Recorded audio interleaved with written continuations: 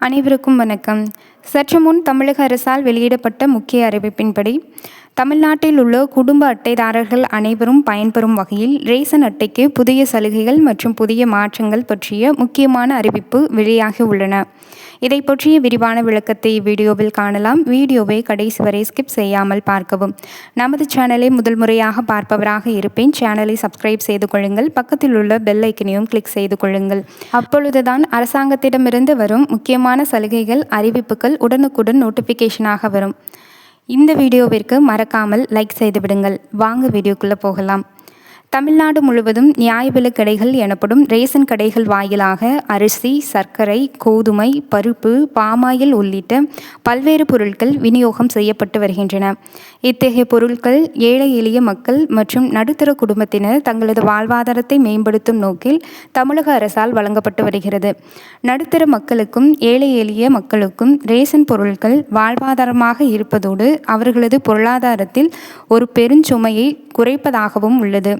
Ration அரிசியில் கள், தவிடு, வண்டுகள் இருப்பது போன்ற புகார்கள் ஒரு சில இடங்களில் இருந்து வருகின்றன. இது மட்டுமின்றி துவரம்பருப்பு, பாமாயில் எண்ணெய் தரம் சில சமயங்களில் சரியாக இருப்பதில்லை எனவும் பல இடங்களில் குற்றச்சாட்டுகள் எழுந்த வண்ணம் உள்ளன.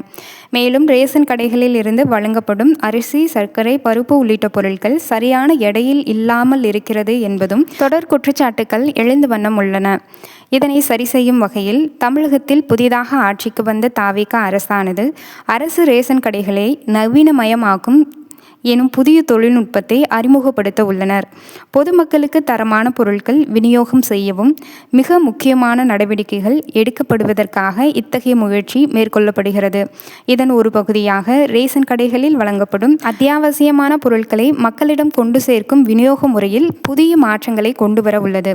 கடந்த ஆண்டு சேலம் மாவட்டத்தில் ஒரு சில இடங்களில், அதாவது ஒரு சில ரேஷன் கடைகளில் மட்டும் சர்க்கரை, பருப்பு, அரிசி உள்ளிட்ட பொருட்கள் தனியாக பாக்கெட்டுகளில் அடைக்கப்பட்டு சோதனை முயற்சியாக மக்களிடம் கொண்டு சேர்க்கப்பட்டது.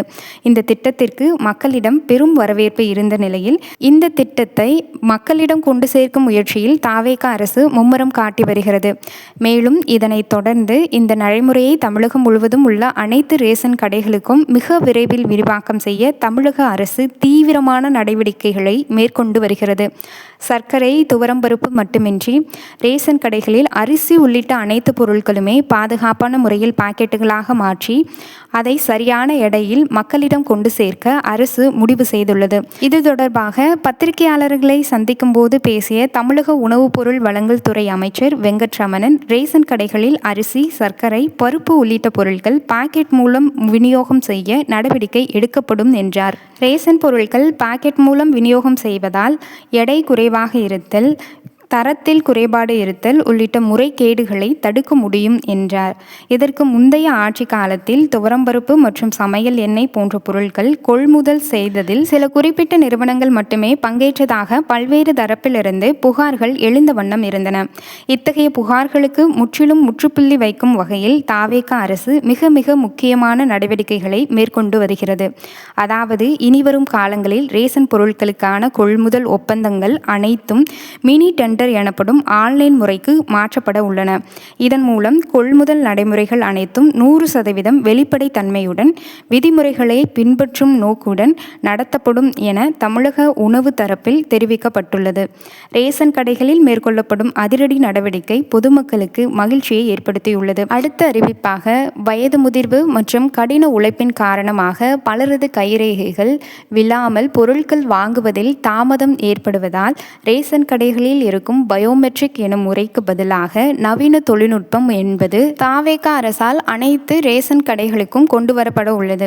இது பயோமெட்ரிக் முறைக்கு மாற்றாக முகத்தை அங்கீகாரமாக கொண்டு, அதாவது ஃபேஷியல் ரெகக்னிஷன் எனும் தொழில்நுட்பத்தின் மூலம் ஒருவரது முகத்தை அடையாளம் கண்டு துல்லியமாக சில தகவல்களை பெற்று ரேஷன் பொருட்கள் சரியான நேரத்தில் கிடைக்கவும், ரேஷன் பொருட்கள் வாங்குவதில் ஏற்படும் தாமதத்தை குறைக்கவும், மேலும் ரேஷன் பொருட்கள் தவறான நபருக்கு செல்லாமல் இருக்க போலியான அட்டைதாரர்களை கண்டறியவும் மிகவும் பயனுள்ள வகையில் இந்த ஃபேஷியல் ரெகக்னிஷன் எனும் முறை இருக்கும் என்றும் தமிழகத்தில் உள்ள அனைத்து ரேஷன் கடைகளுக்கும் அறிமுகப்படுத்தப்பட உள்ளதாக கூறப்படுகிறது.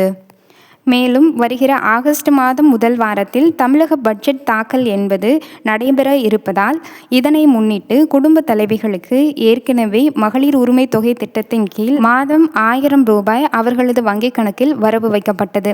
இதனை மதிப்புமிகு மகளிர் உரிமை தொகை திட்டத்தின் கீழ் உயர்த்தப்பட்ட தொகையாக மாதம் ரூபாய் 2500 வழங்குவதாகவும் 60 வயதிற்கு மேற்பட்ட முதியவர்களுக்கு மாதம் 3000 உதவித்தொகையாக வழங்குவதாகவும் சில அறிவிப்பு நடவடிக்கைகள் வரலாம் என்று எதிர்பார்க்கப்படுகிறது.